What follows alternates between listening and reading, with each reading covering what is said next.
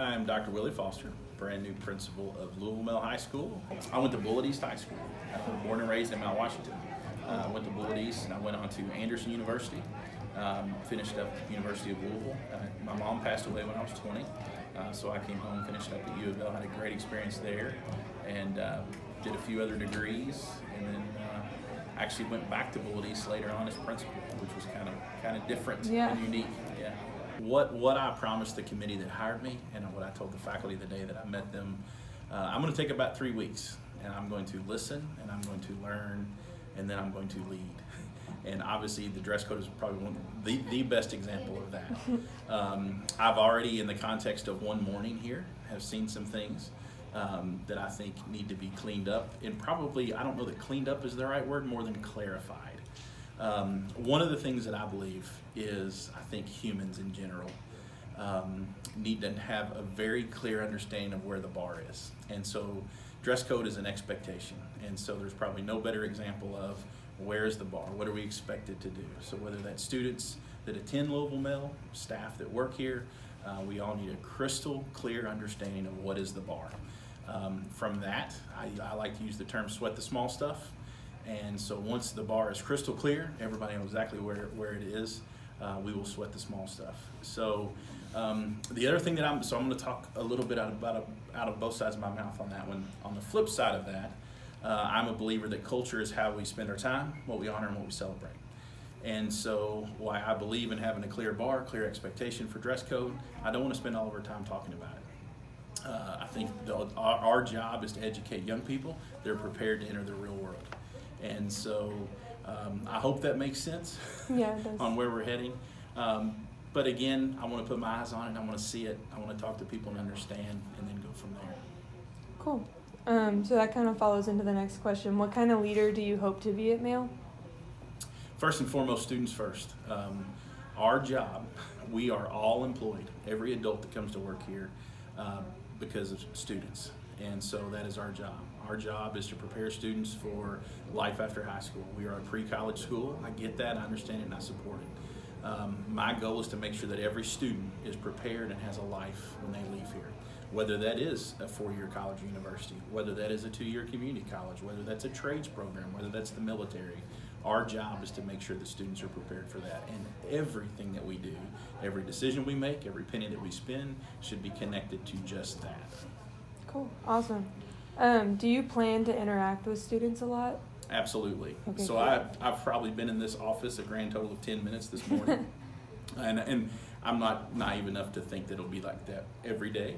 I love being in classrooms. I love being out during arrival time, dismissal time, those types of things. I love going to games and plays and performances. So I do plan to spend a good bit of time with students. Cool. So do you think that you'll be like a more hands-on principal, more so than like a sit back and watch? Like obviously for now you're going to sit back and watch, but do you plan to be a much more like hands-on principal? Okay. And I don't know if that'll be a change, but different, I don't know, and that really is probably not the most important thing. But in regards to hands-on, I'm involved in a lot of things. I'll be involved in passing time. I'll be involved in making schedule decisions, doing different things for teachers, professional learning communities, for students. I popped in on a class and they were having a really neat conversation about parenting and impacting Miss Isaac's class. So those types of things are very important to me, and if they weren't, I wouldn't be a principal. Yeah.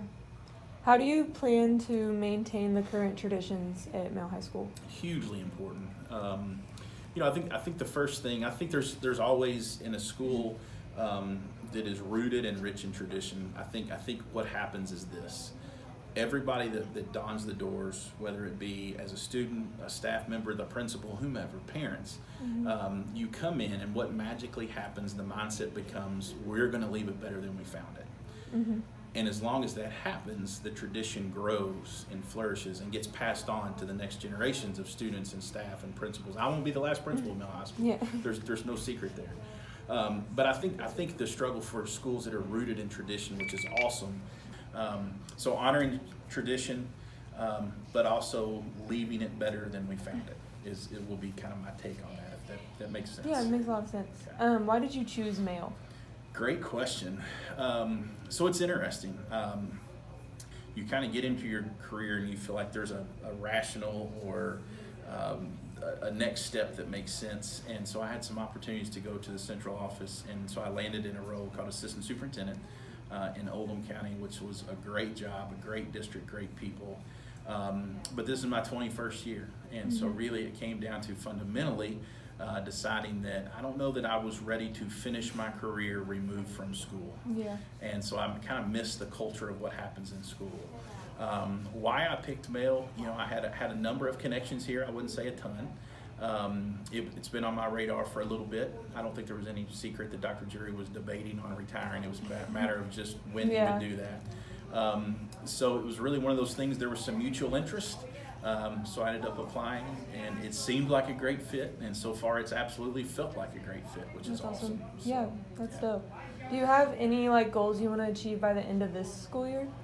Yeah, I think the big thing, one of the things that I think is interesting about starting now, December 2nd, right. I've told a number of people it won't be good and it won't be bad, it'll just be different. I'm basically jumping in this ride with you all and hanging on for the foreseeable future. So really what I've done is kind of broken it down into chunks. So chunk 1 is 3 weeks before Christmas. So that's the one time that I'm going to kind of listen and learn and probably won't change a whole lot. After Christmas will be a little bit of a different story. So one of the things I told the staff, they come back on January 6th. Students don't come back until January 7th. But I'm going to do a little bit of a reopening. So things that a principal might have done or would have done before the school year started, I will do with them on January 6th.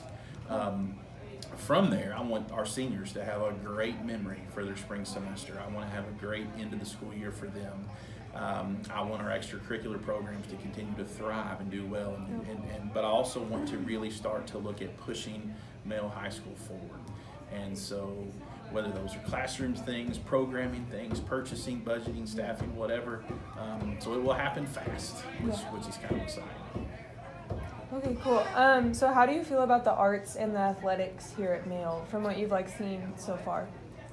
So without answering that as an arts and athletic questions, which I'll come back to, one of the things that I firmly believe is it is our job to make sure that every student has something to plug into.